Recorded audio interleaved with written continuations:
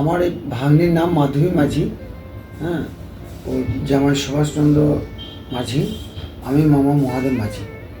নিয়ে এসেছি কষ্ট করে বীরভূম থেকে, তার ফলটা আজ আমরা পেয়েছি। এটাই আমার খুব মূল্যবান কথা।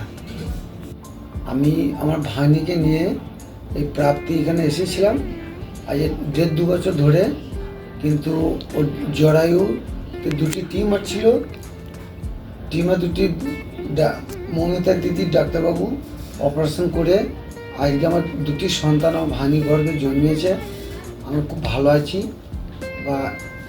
এবং ভবিষ্যতে আশা করছি আরও 2-1টি পেলে আমরা এখানে পাঠিয়ে দেবো। আমরা খুব উপকৃত হয়েছি।